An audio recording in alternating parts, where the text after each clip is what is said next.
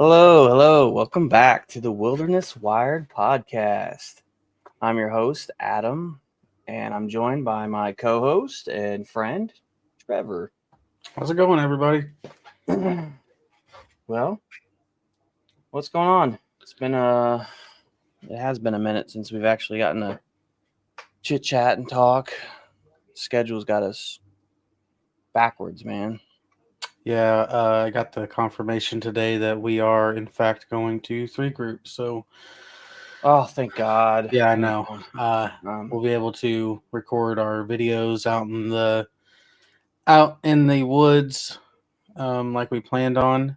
when is that Um, supposed to happen? the end of October, so just in time for duck season. So Okay. it kind of runs perfectly. Okay. We won't get to deer hunt together, but I plan on doing some. Yeah. We kind of do that by ourselves anyway. I mean, Yeah. but Got the bow fixed. Got the bow back yesterday.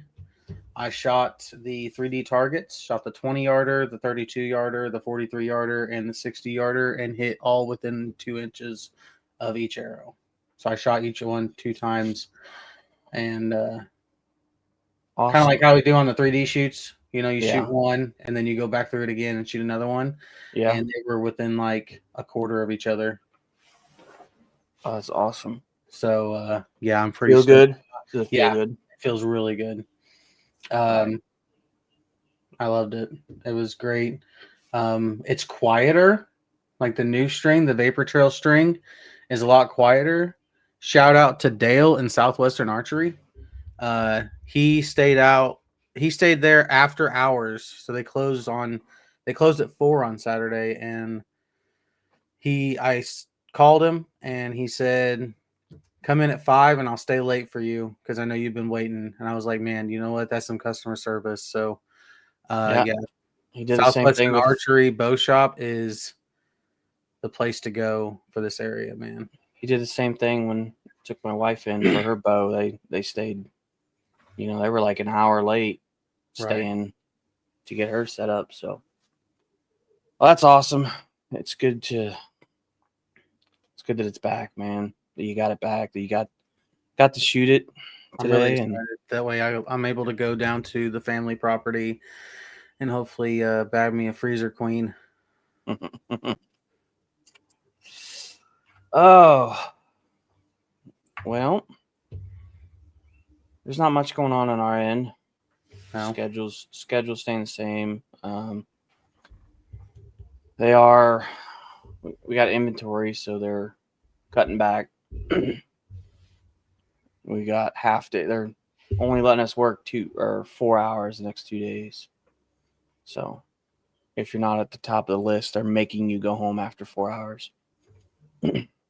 Crazy. So I have some half days. What else? Anything else? Yeah, we do have something else. Merchandise coming. We have koozies and coasters made. Do we? We do, as a gift from my parents Oh, cool. to us. Awesome. So, guys, look out for those on our websites, our socials. Yep. That's going to be YouTube, Facebook, Twitch, Instagram. We have a Discord for everyone. TikTok. Shoot over there. Give us a like, share, subscribe. And for any of the audio listeners, you can find us on almost all major platforms: Pandora, iHeartRadio, Spotify. Apple, There's right? I think we're on Apple, Podchaser. I think we're on Amazon. That's So awesome. go ahead, head over there. I had to do some work this past week to get everything switched over to our new audio provider or whatever. So it's going to be better for us. I do have one more note to post. By the time this airs, it'll be well past. They'll be back from their honeymoon. But congratulations, Emily and Evan, on their new marriage. Yeah, congrats, guys. Evan told me that he's been listening, so hopefully he listens to this one. Oh, really? Okay. Yeah. That's awesome. Yeah. We had a blast, man. It was a great time. Yeah, Molly said it was great. Yeah. So it was a fun time. Well, let's get into it. Yeah, I think today we're going to cover some conservation. Just how we feel about it, what we think it is, give you the internet, definition. But just to start, like, conservation for me is protecting, I would say, like protecting the resource, protecting the land, taking care of it. To quote Stephen Ranella, it's something he said. He's like, if there was a decision between if I got to hunt something, but it would hunt it to extinction, or I never got to hunt it at all, I would pick never hunting it. Just to and that shows you like it's better, and I feel the same way. Like I would rather preserve something than get to use it until it's gone. Well, yeah, look at the elk population in Missouri. They're reintroducing the elk population. Yeah, they've reintroduced. I want to say from a herd in Kentucky, they reintroduced a herd of like 250 elk, and they have a season now. It's like 5 or 6 tags. But yeah, they have growing then, right? Because yeah, I think the last time we talked, it was only like 3 tags. Yeah, there's 4 public tags and 2 landowner tags. And then also, if you draw the tag, you don't get to hunt. You don't get to draw it again for so many years. But yeah, I mean, it's cool that they've reintroduced, because elk, they're in such a partial range of what their home range was. Like we really hunted the snot out of them. So it's cool that some states are getting herds back. So I wish Illinois would do something like that. I know they're doing like a conservation thing where they want to bring back apex predators, and they kind of want to, they call it like a renaturalization bill or something like that. And they want to take over a lot of public hunting lands and reintroduce like apex predators. I don't know how I feel about that. Taking away doesn't from sound like a good idea to me. Taken away from public lands, it's something that several conservation things are, organizations are trying to do, is get public lands. So, what's conservation for you? When you think conservation? Honestly, it's conservation for me as a woodsman and a hunter and even a fisherman is just take those aspects, right? If you are doing your part as a hunter and a woodsman by controlling an overgrowth of population, or like you said, if you had the option to hunt it to extinction or not at all, but you have the ability as hunters and woodsmen and fishermen to control and maintain populations.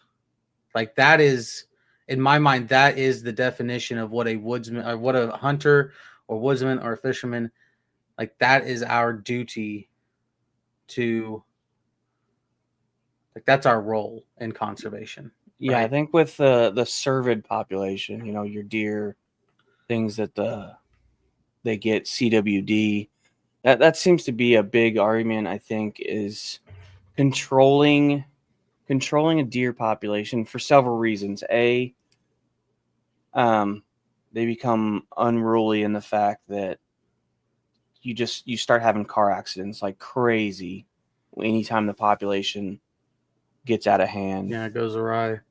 And then also, when you let the population get too big, the land can't sustain that population, and they have to start spreading out more. They start taking over other areas. It's a lot easier for CWD to transfer when you start packing in more and more of those of deer into confined areas. When you just start packing them in there, Yeah, I mean, and they're feeding look off at the same Times sources, Square in New drinking the York same City. waters, like Yeah, it's kind of like with people, Times Square in New York City. You got so many people in a congested area that it just, I mean, I've heard so many times that, New York stinks. Like, not just like, no, I'm not saying that the state stinks. I'm saying like the city itself, like, the sewer systems and stuff like that. Like, it smells because you have so much of a population and nowhere to put them, right? So, uh, I don't know where I was going with that, honestly. But, um, yeah, yeah, conservation to me is, as a hunter, is just basically doing your part and doing the research that I did for this episode. And a lot of what I read was like how, like what can we do as hunters to help the conservation of the woods and stuff like that. And I mean, literally, it says right there, like to harvest game, like blatantly.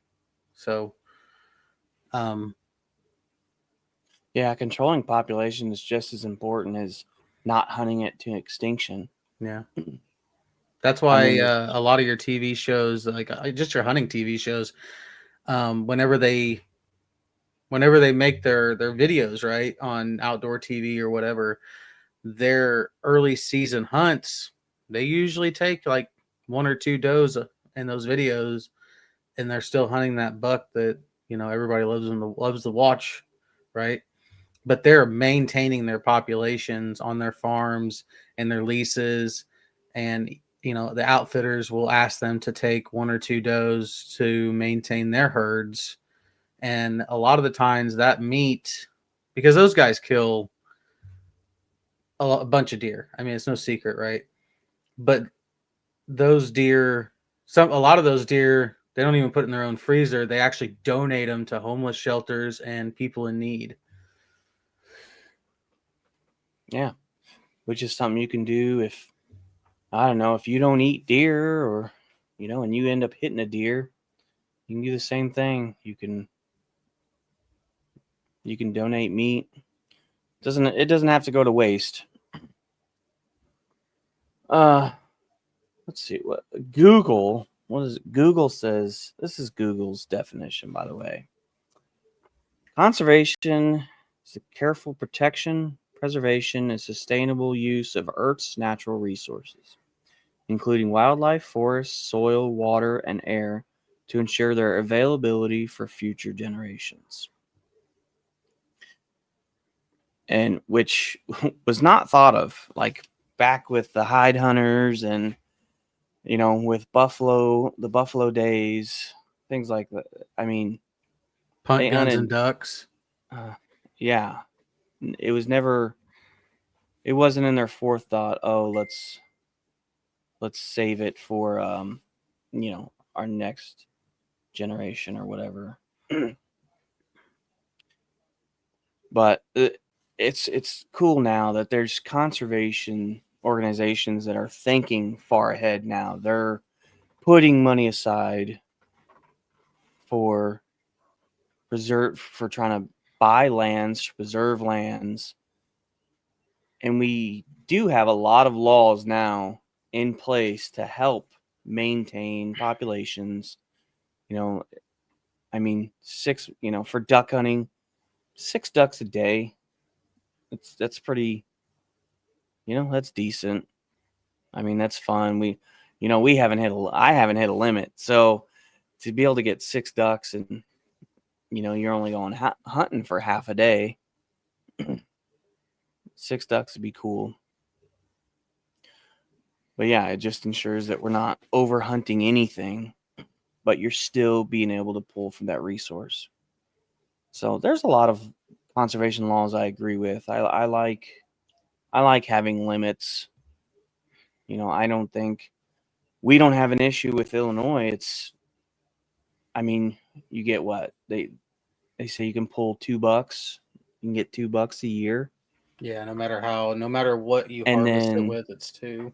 And then does is many or Yeah, as long as you have a tag for it, you can. I haven't shot enough does yet to hit a limit of tags. You know what I mean? I don't think there is. I don't think there is a limit of tags for antlerless deer. I think it's as long as you have a tag. Yeah, maybe that is just antler. That there's the like when you go to apply online and the limits. I guess those are on any deer. Those are on antler tags. Yeah. But I mean, as long as you don't go buck wild and poaching and everything, you get plenty of. You can harvest plenty of meat through the seasons. Yeah. So that doesn't. I mean, it's not just for game. There are modern day foragers. They forage. The morels here in Illinois, and what is it called? The chicken of the woods. The mushroom hunter guys and gals. And then you got fiddleheads, natural leeks, wild asparagus. If you look into those, like the foragers, the modern day foragers, they will leave some for the plant to continue to grow for the following years. That way, they're always there to be harvested. For future generations. Just like it says in the definition. I don't know. We've come a long way. I mean, We really have. if you just look at animals that, so the bald eagle, for instance, I don't think the bald eagle is on the endangered species anymore. I think because of conservation efforts that they've created land for homes and things like that, and they've just done such a, because I'm sure their feathers are coveted and stuff, and so I'm sure people have killed them before, but I don't think they're on the endangered species anymore. I want to say there's a bear that's been taken off too. I think was a grizzly bear ever on it? I think it's polar bears. But anyway, we'll have to look that up. We'll have to add that into the next episode of for conservation efforts have brought animals, and it's hard. It's hard to get an animal once it's on the endangered species list. It's extremely hard to get it off.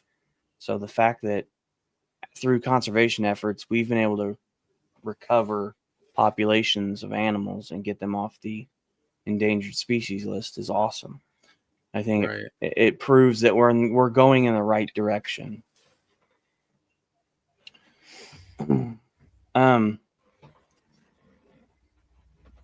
So public lands, conservation on public lands. What do you do? What do you do when you go onto public lands? And just give me a few little things of what you would do, what you do to um, preserve public lands. Something that I was always taught. I mean, I'm not saying that you got to pick up every piece of trash because I've seen some pretty gnarly stuff in the woods on public lands, even over there by work. I've seen needles and other products, but Uncle Joe used to carry a little Walmart sack in his back pocket, and he used to, if he's seen a soda bottle in the woods or something, he'd put it in the bag. Carry a little wet wipe with him. Some other stuff that I like to do. I don't put permanent stands, that's for sure.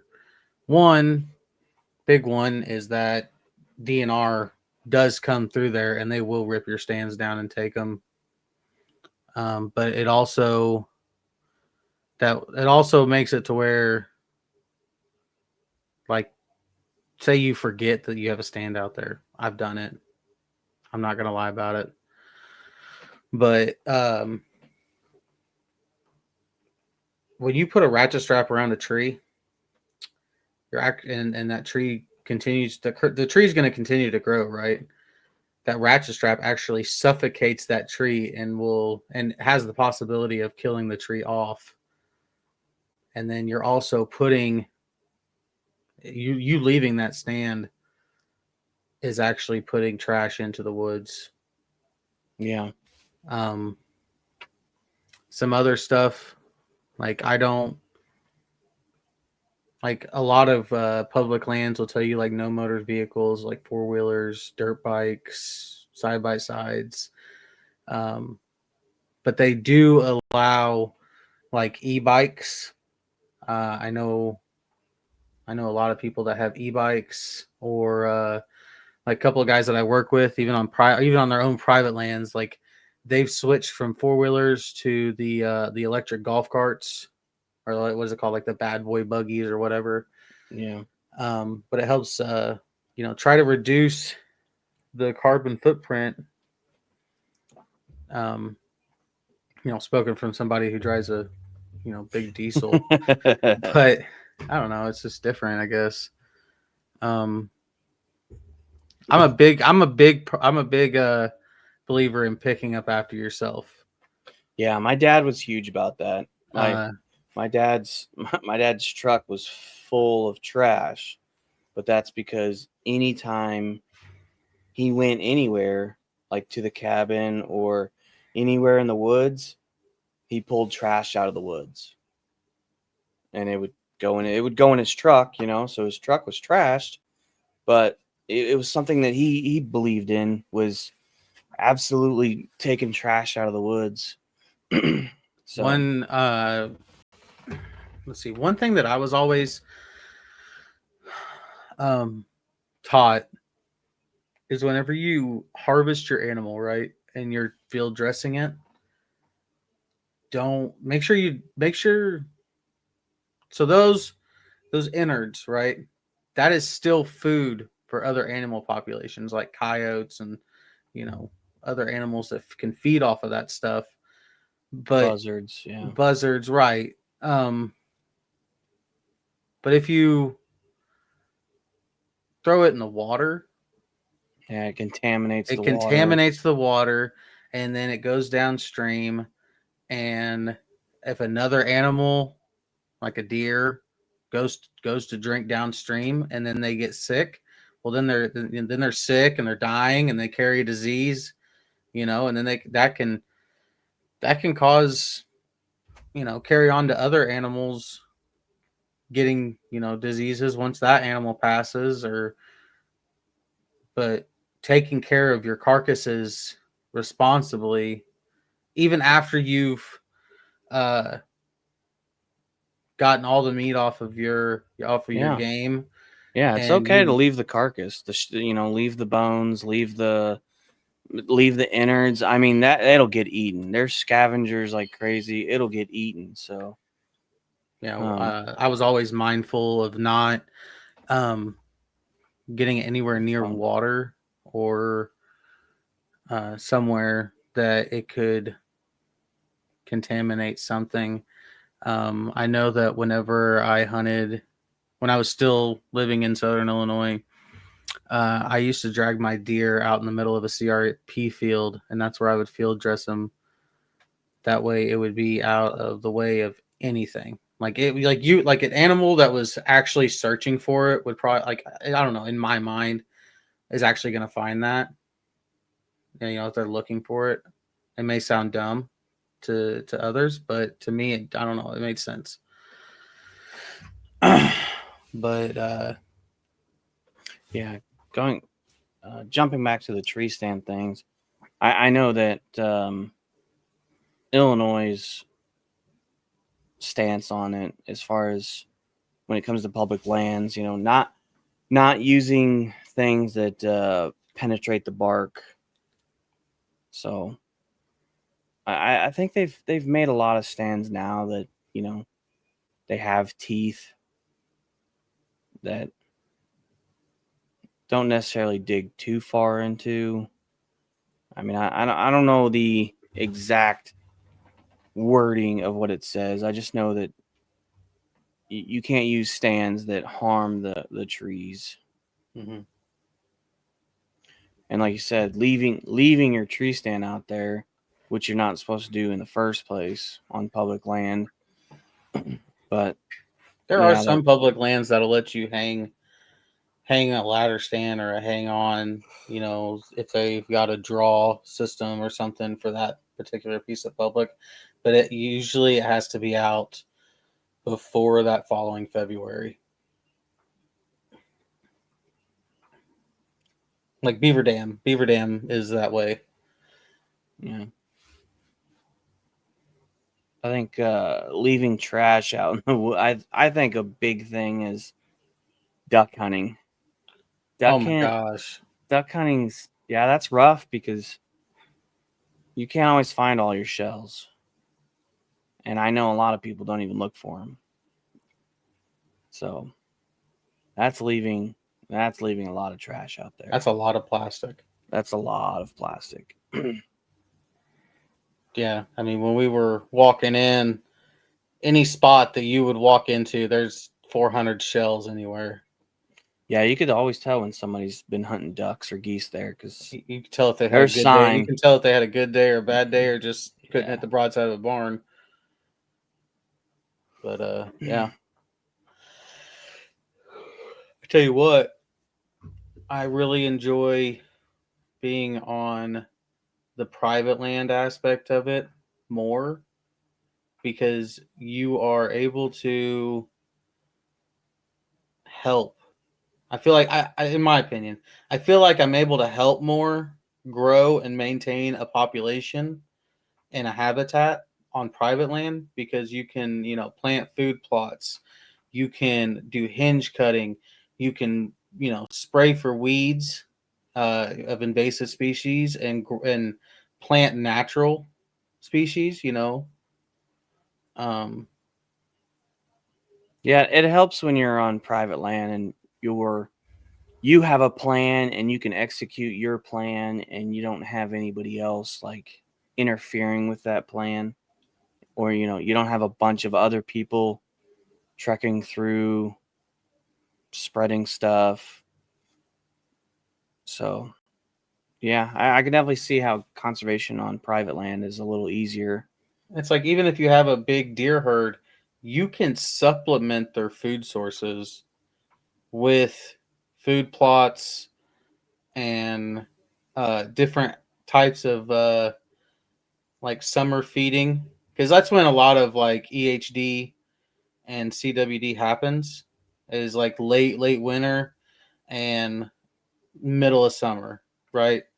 Like when we got pictures last year of those bucks throughout the summer on our deer cameras, dude, they looked rough.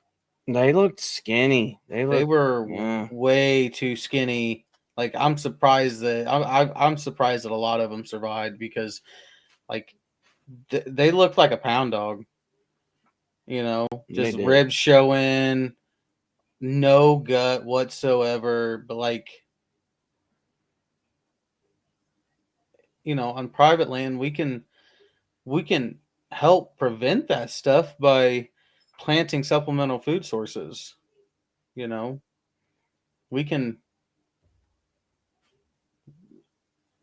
No, we can't bait in this state, but there's nothing wrong. Like if you can't afford to plant a food plot, you can make a homemade corn spreader. People have been doing it for ages. You know, corn's cheap, and deer it's just another supplemental food source. It's just harder to do that on public land.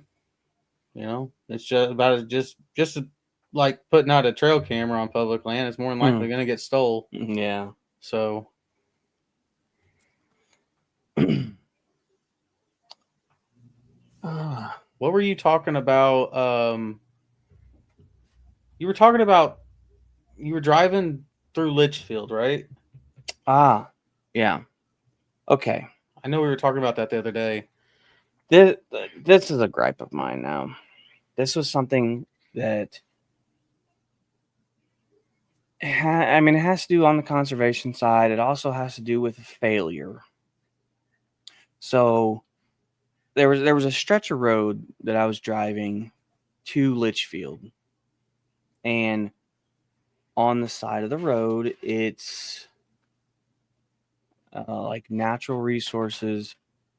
It's prairie. It says no cutting. It's prairie rehabilitation, right? Essentially, they're taking this stretch of land and regrowing prairie on it, you know. So don't cut it down. They want it to just naturally grow.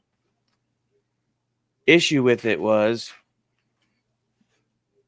I could tell what size the land was because you have from the road to the first sign down the ditch, and then the ditch or that sign over to cornfields and bean fields. Well, if it's a renaturalization process, you're not growing anything on it. It's not a field. Like you're not growing corn and stuff like that. What it was it was a patch probably 30 yards wide, 8 miles long. And that's what they're considering their rebuilding, their prairie rebuilding. So some of these conservation efforts done by the state are not necessarily, you know, when you look it up on paper, it's gonna be like, oh, we have, you know, so many miles of this, you know, this prairie rebuilding. This prairie rebuilding project, right? But then you go out there and you look at it, and it's only 30 yards wide because you're talking about from the road to the nearest cornfield is probably 50 yards. You can't even hunt that. No, it's, well, yeah, you can't hunt it. Even if you can't hunt it, it's still what it looked like was just overgrown trash, like overgrown, just Look like CRP. invasive species, just Jesus, junk. that's crazy. Like you couldn't walk into it. So, I mean, there was no prairie about it. It was thick woods that just isn't getting, you know, there's nothing prairie about it. But again, it just made me mad because it was like, oh, for 8 miles they have this, but it's only 30 yards wide. There's no, you're not helping anything by doing that. You're not building it, you know, you're not building habitat for anything other than maybe some small animals that are going to live in that thicket. Yeah, deer that are going to run out in the road and get hit and cause more car accidents. I mean, if you're a deer, that might like be a place you might stay or something, but you're not living there because it's just such a small area. I mean, it was, yeah, it bugged me. It bugged me. I was like, and to think that Illinois has this down somewhere in their budget as, oh, we're doing this for this is a wildlife project we're putting money into, that they can put on their budget, and it's crap. It's absolute trash that you can't use for anything. It's not building habitat. It's not building prairie for anything. Like prairie should be grasses, tall grasses and things like that, not overgrown invasive vines. And it was disheartening. It really bugged me, man. Yeah, it'd probably make me mad too. Yeah, it just pissed me off because it's like, that they put that somewhere in their budgeting, in their bill. They're like, oh, look what we're doing for wildlife. Look what we're doing for conservation. Meanwhile, they took a sliver of land, stretched it out 8 miles, and we're like, here, we're gonna slap some signs on here that say the prairie rebuilding, and claim it that when it's not.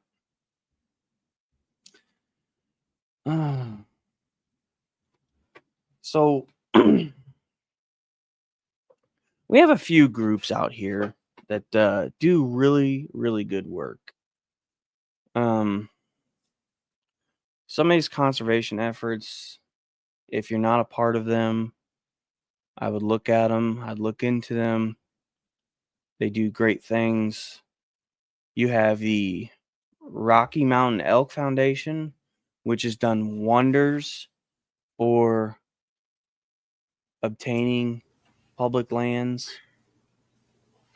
and just building, they work on elk stuff, so help rebuilding elk populations. You have Ducks Unlimited. I mean, we all know what Ducks Unlimited, they put on banquets and all kinds of things to raise money for wetlands projects, I believe. Yes. Yeah. I tell you what, I learned a lot of how far conservation in wetlands and waterfowl population has come through that museum in the Memphis Bass Pro, the pyramid. Yeah. Because I think I've discussed this before on a previous episode, that it shows you the history of where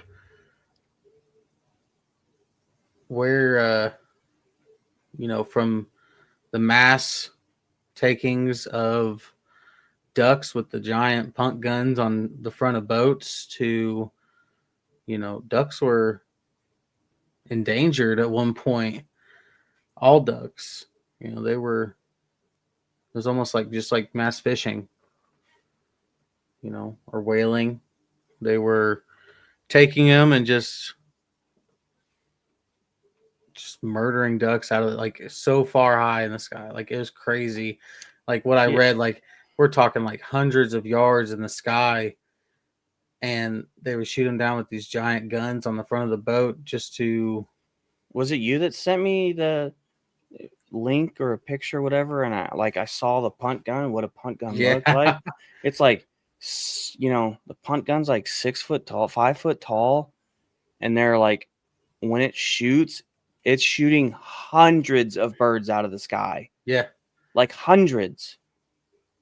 That's yeah. And then it showed like where, like it showed you where conservation took effect, right? Like where they banned that stuff, where they started implementing rules and regulations and laws to protect this species, because just like teal season here, it was 8 days. 8 days. You know, I've heard old guys, older gentlemen talk about, you know, when you could look up in the sky and it was just a black cloud of waterfowl, and we just don't have that anymore. You know, so Ducks Unlimited, I mean, I support them wholeheartedly on all their efforts for sure. Along with was it National Wild Turkey Federation? Yep. Like NWTF.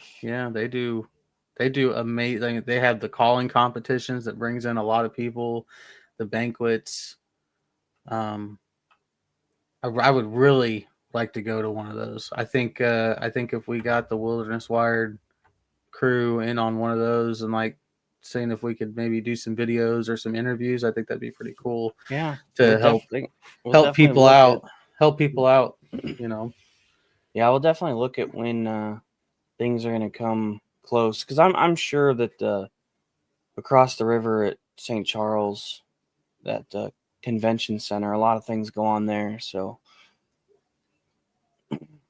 we're just gonna have to keep an eye out for when those places come into town, when those events can go on, or events near us. Yeah.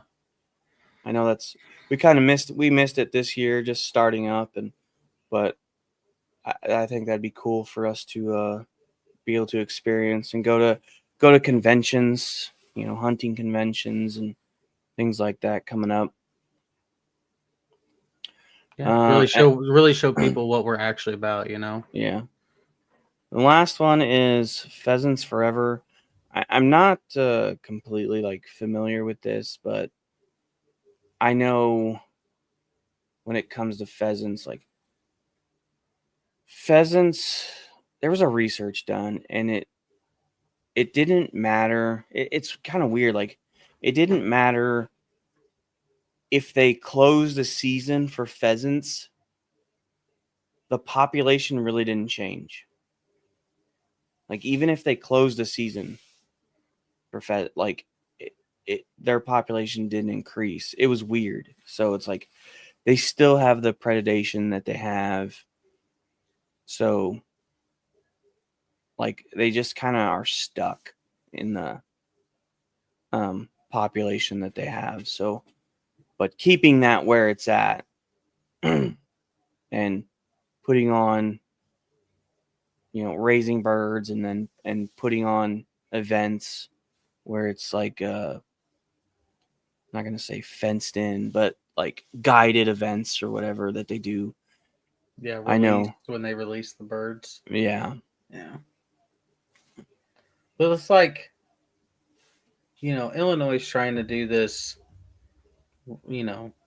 introducing apex predators into nature. Well, then just like that, you have pheasants that could possibly get wiped out from that, right? So it's like, what are you gonna help?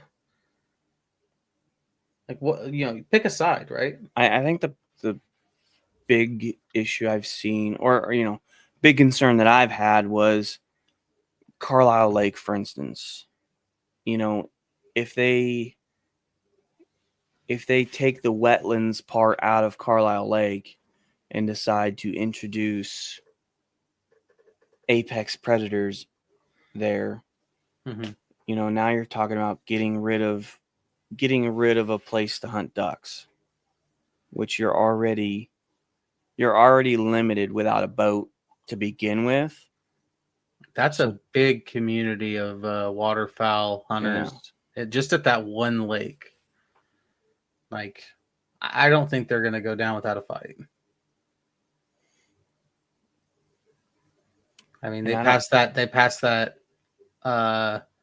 that bill about like the whole the rewilding bill or whatever, and so Carlisle actually planted millet this year instead of corn like they normally do, right before the bill passed because they were like, we've got to get something in there or else it's just nobody's going to come.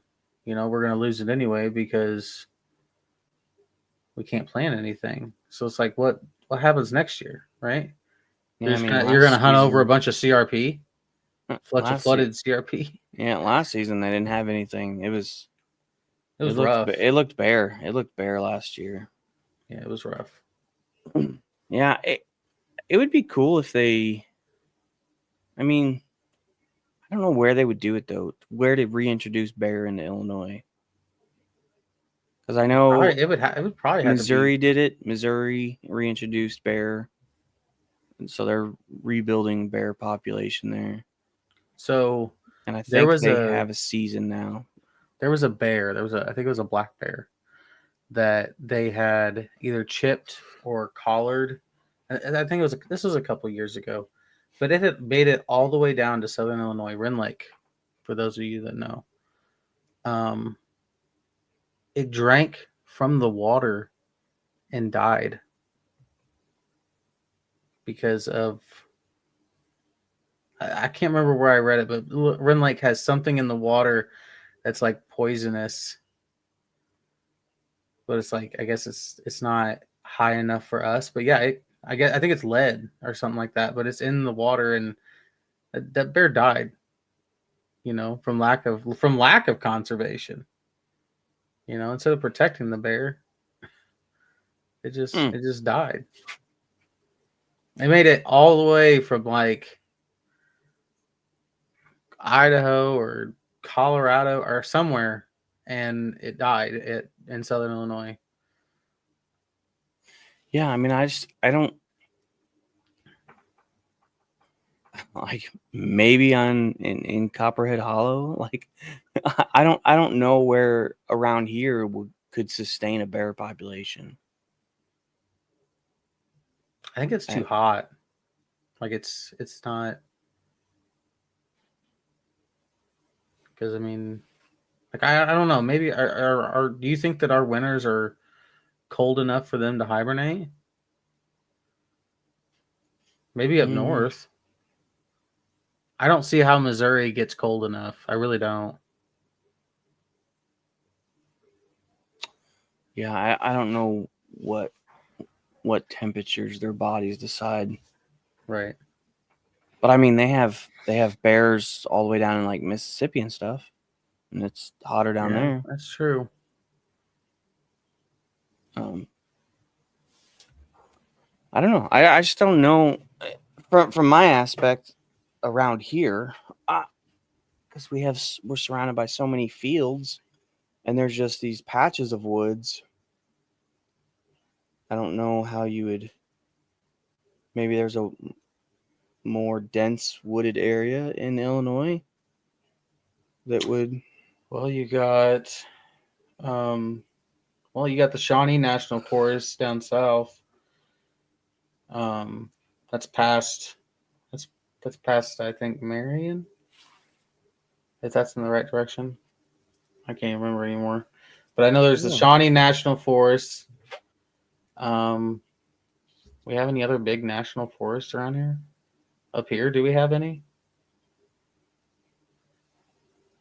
I don't know. I'm gonna pull up a map for us. Be nice if we could put that on screen.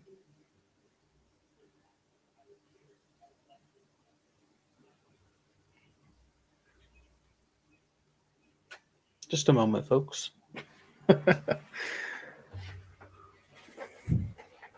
While we're waiting, something I forgot to put in the updates is we are T-minus 3 days from deer season here in Illinois. And I will be going down on the 30th to visit some family in Southern Illinois. Like I said, when we've begun, hopefully get one opening day. They're still early patternable, and with us talking about conservation, try to maintain and reduce a doe population, overgrowing doe population.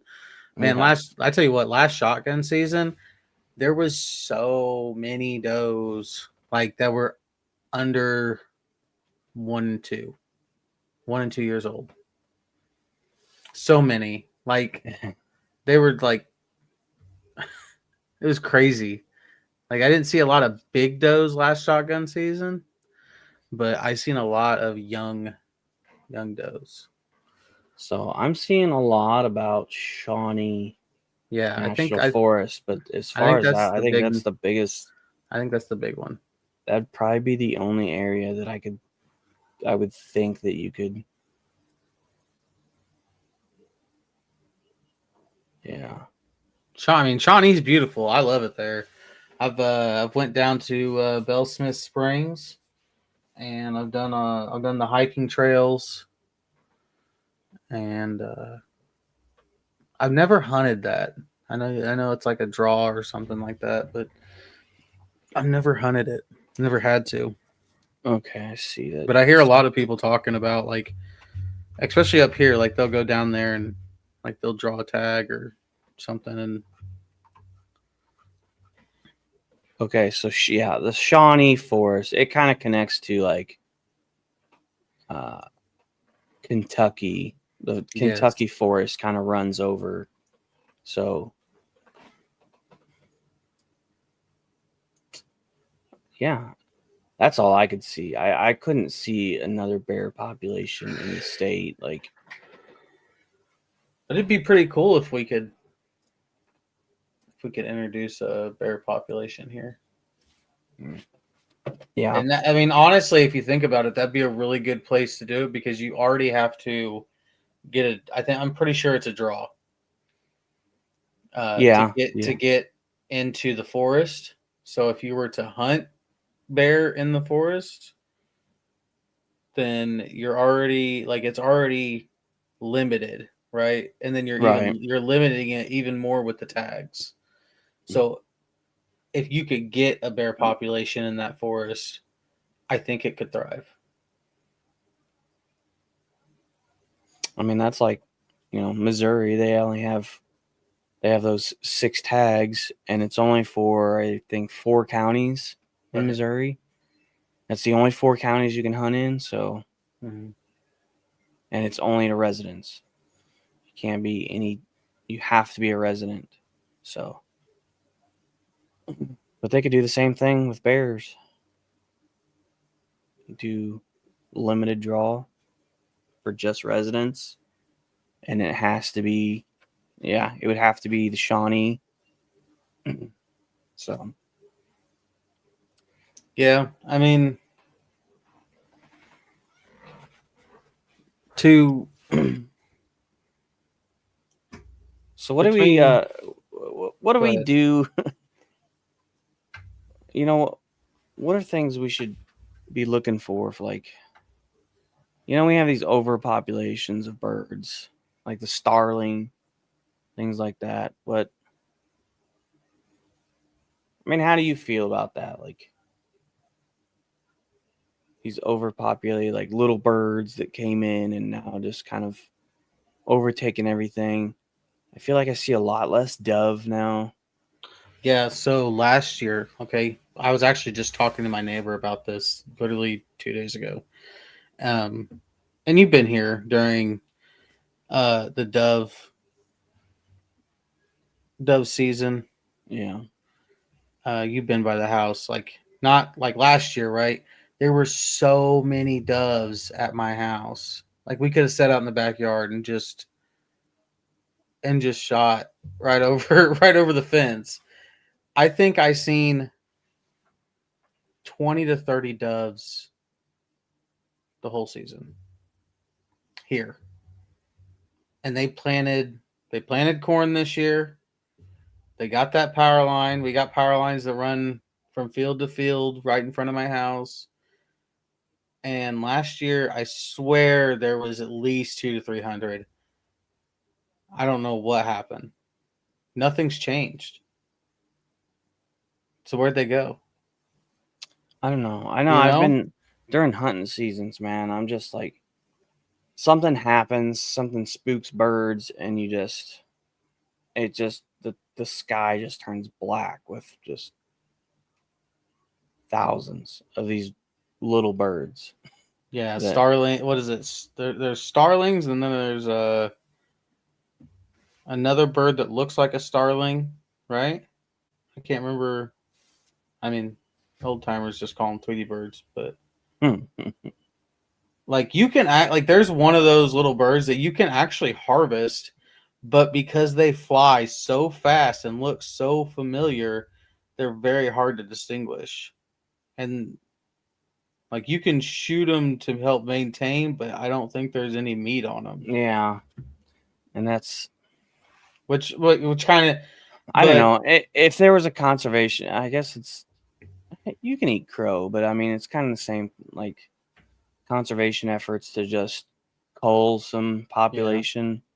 I Unless, watched an episode of that Wild Fed, and he was hunting crows with a guy in, I think it was either Mississippi or Louisiana, and they actually showed you, because crow, just from the way that they look and just word of mouth, that they're supposed to be nasty. yeah, they end up But being like chicken, don't they? no, he said that it tasted like steak. Like it tasted like a tenderloin steak, just a lot smaller. Yeah, I'll have to It was go like and look back. really, it was I'll like have to, really dark red. I'll have to go and look at Pardon My Plate with Meat Eater. Really? They ate crow, I Did think. they? Yeah. I'll have to go watch that episode. But I tell you what, that is that wild fed, and that's exactly what it's called. It's on My Outdoor TV. I think you actually have my subscription on your TV. But for somebody who say has hunted for 20 years, or somebody who's never hunted, right?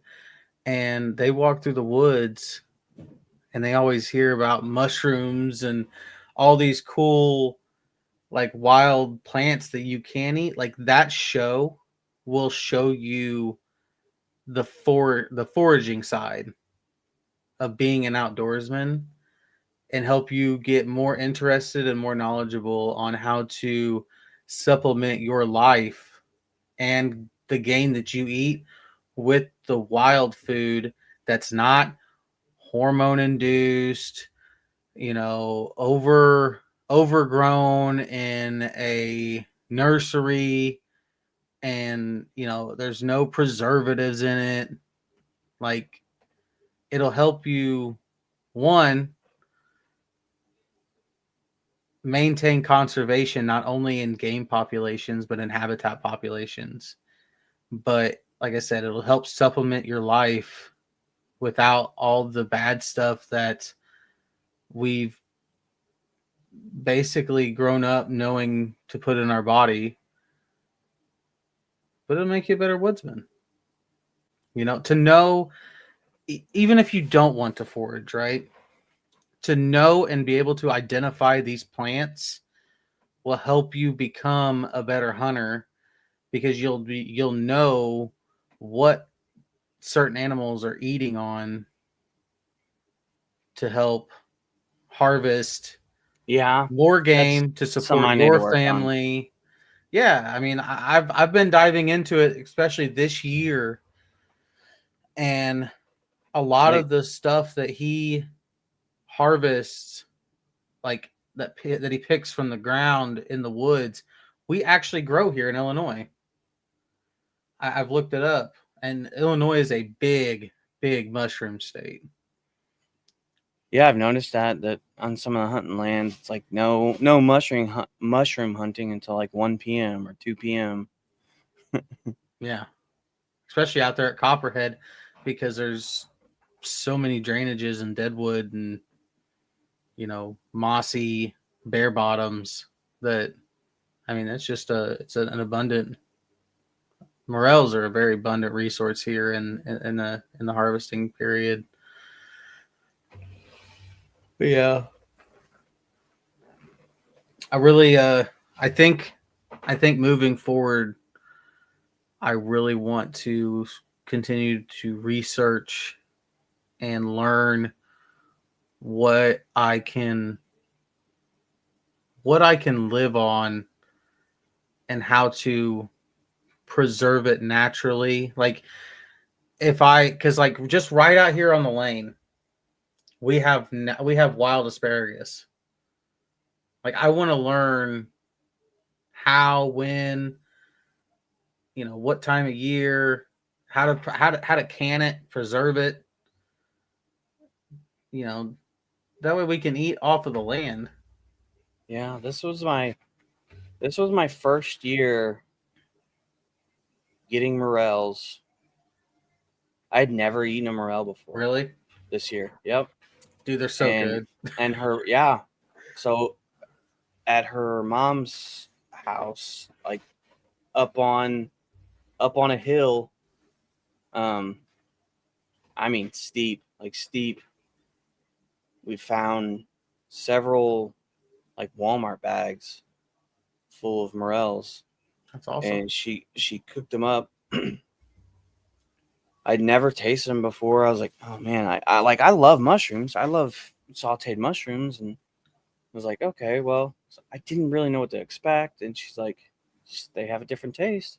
They don't taste like So mushrooms. They don't and taste like any mushroom from the store. she's like, they're earthy, and I was like, and then you taste it, and it's like, you don't, man, it's like, it has, I guess, an earthy taste, but it's meaty. Like it has a meaty earth taste, but it's so good. It's so good. Yeah. I was like, oh man. I was like, I gotta do this now. I gotta get morels now. Yeah, I It's would legit. definitely, with the decline, just from what I've seen, right? The decline of population of doves, like I would definitely supplement that hunting feature with morel hunting. You know, stop turkey hunting at 1 o'clock, or say we kill a bird that morning, or sorry, harvest a bird that morning. My bad. Uh, go back out that evening. Take a little nap, go back out that evening, and just go walk.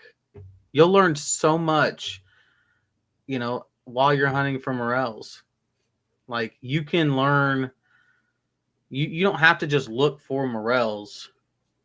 You can also look for future seasons to come of game hunting, and you can be a steward of the land by picking up that trash, carrying a little trash bag and a little glove, and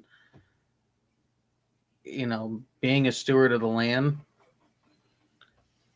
And I mean, Uncle Joe and Aunt Kelly, every year, I mean, they would wash their mushrooms and cut them in half, and then bread them and pan fry them. Oh my gosh, they're so good. Mm-hmm. Oh, like I knew when they got, like, when they were like, you guys want to come eat some morels? I knew like we were in for a treat. If you haven't tried morels, highly recommend it. Yeah. Doesn't taste like a mushroom. It tastes like a meat. Like Yeah, just if a you don't like meaty. mushrooms, don't worry about it. Mhm. I would really like to identify, because like I've joined a couple of Facebook groups, like Mushroom Hunters of Illinois and like United Mushroom Hunters and stuff like that. I see a lot of people talking about like chicken of the woods, and apparently it's this giant mushroom that grows on the trees. Yeah, it's like it's spread around. Like it's Yeah, spread out like but just mushrooms on mushroom. Like what I've learned just by reading from other people's posts is that there's an imitation mushroom that looks just like it that's bad for you. And then I mean, there's people on there that post like from Scotland, Ireland, like other places of the world, that it almost, like, some of their mushrooms almost look fake, but they got like giant red caps on them. But this all ties into just the conservation aspect of this episode of, you can you don't have to give money if you don't want to, and if you're somebody who loves the outdoors or is interested in the outdoors, and you say you don't like the idea of harvesting game or just taking a life in general, like there's foraging. Like you can still enjoy the woods and get nutrition and maintain a habitat through picking wild plants and vegetables within the woods. Yeah. Here in Illinois, there's I think there's elderberry. I think we have wild blueberries. We have wild strawberries. Like I said earlier, we have wild asparagus. We have what's called fiddleheads. Um, the way he explained it on Wild Fed is fiddleheads is like like you have to pick it in a certain part of the growing process, or else it'll taste really fibrous, and you don't want that. But he said it kind of tastes like a green bean, like the texture of it. But we have wild fiddleheads. I don't know if we have wild leeks. Then you have the array of mushrooms in this state, along with Missouri. Yeah, you could be a you could be a modern vegan. day, You modern could day be vegan forager. and still Enjoy the wilderness. enjoy and contribute. Vegan, vegetarian. Hmm. I help you by harvesting the thing that eats your food. And that's what I'm sticking to. Help me, help you, you help me. But yeah, there's just so many different ways to help maintain and grow habitats within a walk's, like just a leisure walk's reach. Even, and you don't have to go in the forest. Say you own 5 acres. More than likely, you have one of these plants growing on your 5 acres. If it's not just like a giant mowed field, right? But the park.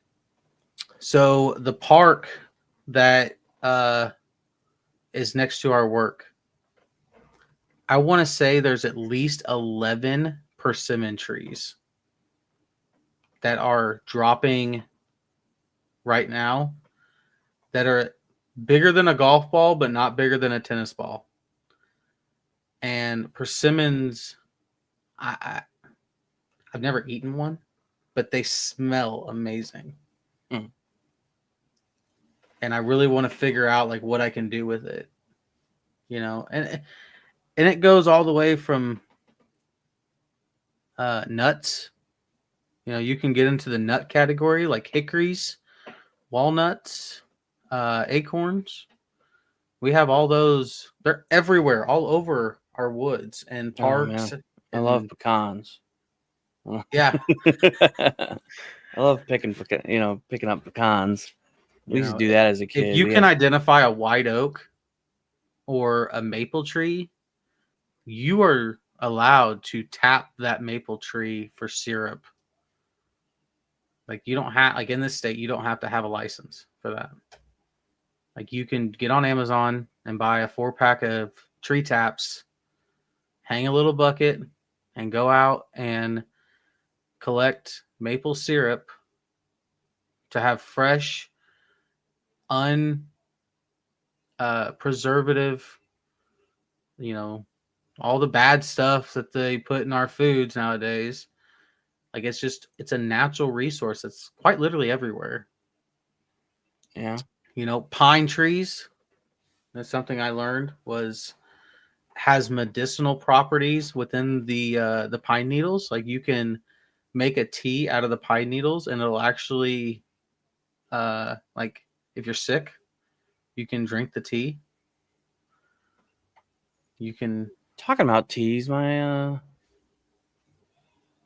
got some dirt on somebody. no. I mean, I've been kind of under the weather with it, and Molly said that her mom has has some herbs and stuff that she can make a tea out of. Yeah.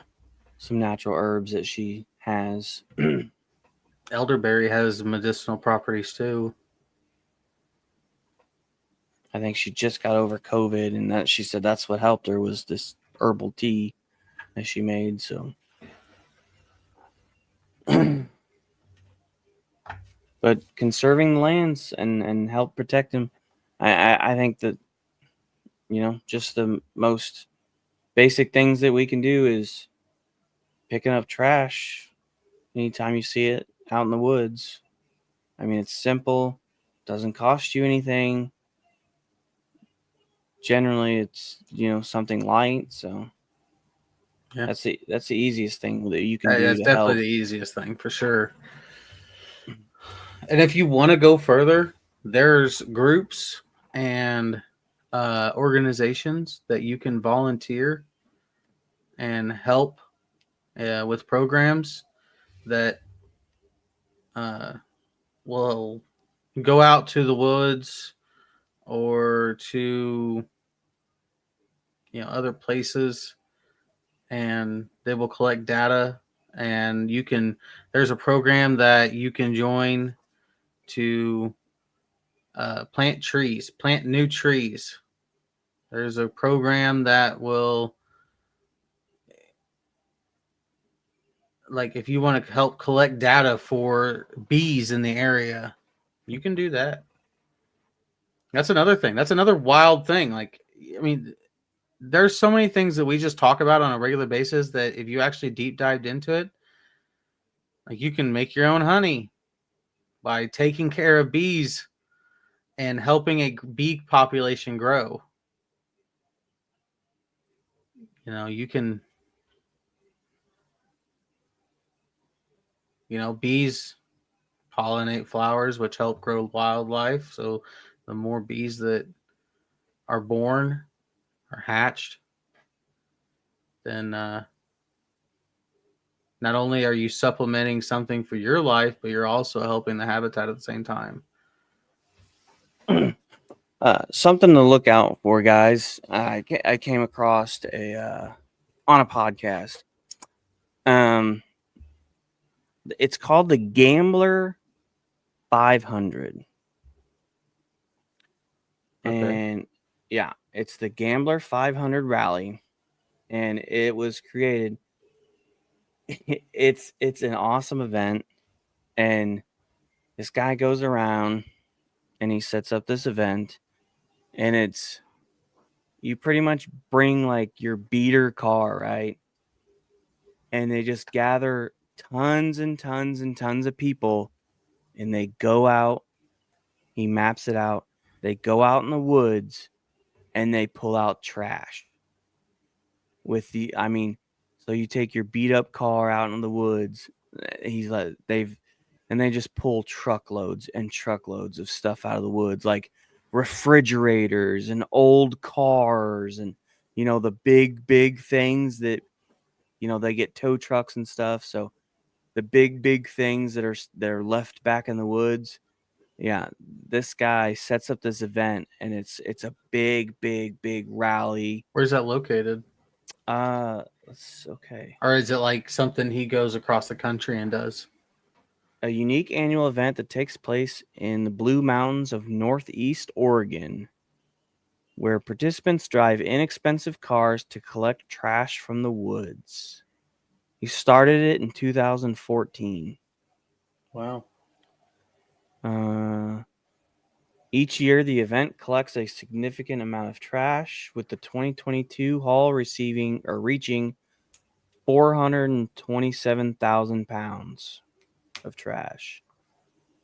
The event combines off-road navigation with environmental stewardship, attracting around 8,000 participants each year. It's 8,000 people picking up trash. Yeah, and it's just a massive just preserving. If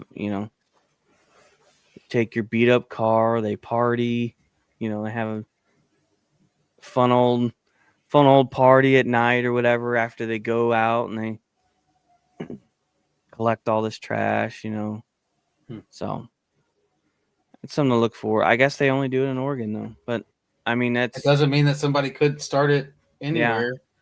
It's cool. I mean, I'm sure that you got to get like permission to take cars into the woods.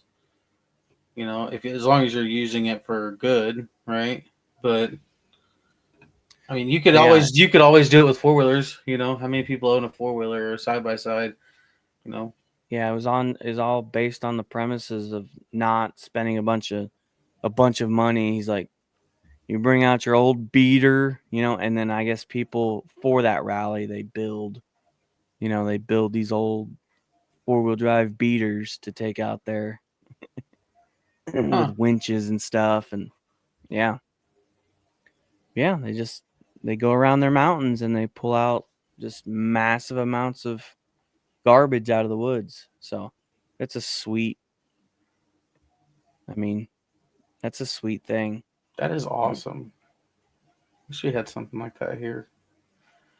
Yeah. Just imagine 8,000 people getting together. Yeah, 8,000 rednecks with their beater trucks, their mud boggers. Yeah, just coming together for a conservation effort that's crazy. That's awesome. So if anybody gets an idea to start something, it'd be cool. Yeah, let us know.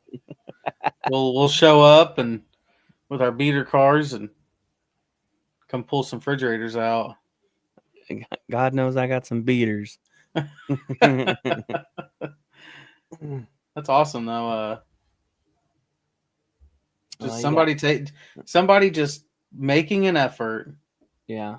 To rally a bunch of people for free, probably with the permission. I'm sure that they had to have the state's permission to do that. Oh yeah. I mean, I'm sure. But it didn't cost them anything. They're probably like, yeah, you're doing us a favor. Have at it. As long as you don't tear anything up. But yeah, there's the World Wide Web. Google, say. You can legit find anything on the internet now. And to find something to help your local wetlands, woodlands, your local park, I mean, how many times do you go to a park for a child's birthday party and there's like soda bottles, water bottles, just random trash laying around in a park, like where kids are playing. Yeah. If you just go somewhere and just pick up trash, it doesn't sound like a fun Saturday, but you're doing your part. I mean, you're doing a part. You're doing something. You're doing something that's helping future generations have something. And it might spread too. Somebody might see you do that and think, you know what? If that guy can do it, let me pick up a few things. Like, let me look around my area. Look, we're throwing a party here. Let me look around. Let me make sure I pick up on my trash. Like, but that's the simplest of things we can do is pick up trash. And there's plenty of more things you can do. There's so many more things that you could do. Yeah. I know that there's a group. I think it's on a lake in Mississippi. I think it's somewhere in the southern states. But they take their boats and they go cut fishing line out of trees, that's off awesome. of stumps. Like they will take their live scopes and find trash at the bottom and hook it and drag it to the surface. I think it's in one of the southern states. That's awesome. But they're already out there. They're already having a good time. They're just making sure that they're protecting the area that they use. You know, Yeah, you wouldn't 'cause want a it's bunch of trash everybody. in your backyard or your front yard. So Yeah. why does there have to be trash anywhere else? You know, instead of rolling down your window and throwing out that McDonald's bag, how about you put it in your floorboard and wait till you get to a gas station and put it in a trash can? Like, it's that simple. It really is. Yeah. Oh yeah. I know I do. I down some fast food. I ate a lot of fast food with work. Just Yeah. getting stuff to and from work. So, but yeah, it goes in my seat next to me until I hit a Casey's and I throw it away.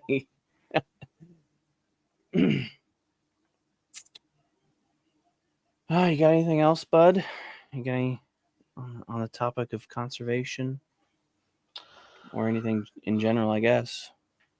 I think that it would probably be good for the Wilderness Wired crew to try and maybe hold a future conservation effort. I think that would be good. I think that we could get a lot of people rallied, and we can, with this podcast, we can definitely advertise it. But you know, it's one thing to talk about it, right? Right. You know, why don't we do something about it? We'll definitely have to set a time and date, and yeah, we'll definitely have to talk about it. Iron out some details. For those who are listening, if you have any thoughts or ideas on a conservation effort in the area, don't be hesitant. Feel free to send us a message at wildernesswired25@gmail.com. Yep. Or you can post on our Discord at the Wilderness Wired community. We've got Facebook again. We've got YouTube, Instagram, TikTok. Actually, while we've been sitting here, we just had a fan post or just sent me a message on Discord. Yeah, it says, I love your streaming, and I love being one of your fans, and I'd like to be able to share your guys' streaming schedule. So he said, just hit me up. So yeah, we definitely have a fan on Discord. So Richard, if you're listening, there you go, buddy. Thanks, Richard. We definitely appreciate all the support, guys. We try to find interesting topics and subjects to talk about. So we also like to keep it informative. Yeah, we definitely informative. It's hard for me to just go off on rants. I gotta have an outline to follow. No. I think that's all I got. I think that's all we got. At least for right now. I think that's all we got. I'm sure we can add to it in further episodes. Oh, that's super exciting to know that you're going to 3 group. Yeah. I didn't think we were gonna have a duck season this year. I was like, man, I'm gonna have to take the 4Runner, go get the boat, go hunt by myself. Duck hunting is definitely a social sport. Yeah, I was not like, man, I love duck hunting, but you got me into duck hunting, and it's like, man, I just kind of. It's a social sport. You like to do it with other people. I could go duck hunting without you if I was going with somebody else, but I'd much rather go duck hunting with you. Yeah. And I appreciate that. I really don't want to duck hunt by myself. Especially in the new type of adventure that we planned on going on with the whole blind draw system. Something I've never done before as far as like this area. So it'll be a new adventure. Like I was introduced to duck hunting by walking in on public, and you know, I You hunted wanted to on. show me how that was.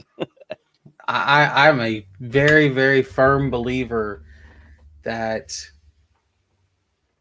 even though you don't have to, you should at least appreciate what the people go through that don't have a boat or private land or, you know, this, that, the other. That, yeah, it's hard. Yeah, I But definitely walking appreciate in it is now. very rewarding. I definitely It appreciate is it definitely now. hard, but yeah. Those were tiring days. Those were very, like, you get home and you're not doing anything else that day. You're spent. Yeah. But it makes you appreciate the sport for what it was before us, you know. And future generations are still doing it, you know, people who were born after us and people who are going to be introduced to the sport after us.